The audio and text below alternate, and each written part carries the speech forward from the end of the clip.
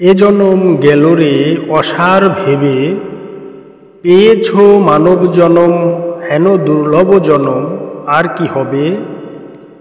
জননীর জঠরে যখন অধমুণ্ঢে ছিলে রে মন, বলেছিলে করব সাধন, এখন কি তা মনে হয় না ভবে।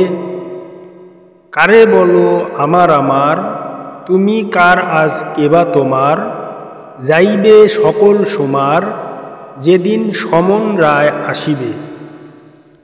এদিনে সেদিন ভাবলে না, কি ভেবে কি করো মনা, লালন বলে যাবে জানা, হারলে বাজি কাঁদলে কি আর হবে।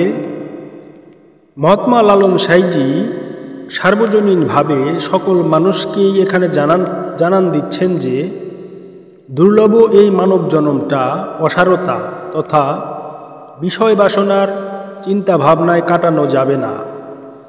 আমরা যখন মায়ের গর্ভে ছিলাম তখন প্রভুকে বলে এসেছিলাম সদা সর্বদা প্রভুর স্মরণেই ব্যস্ত থাকব, কিন্তু এখন আর সেই সময় আমাদের হয় না।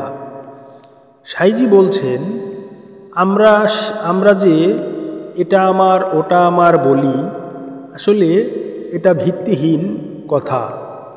চূড়ান্তভাবে কাল সমন আসলে বোঝা যাবে শুধু আমিই ছিলাম আমার।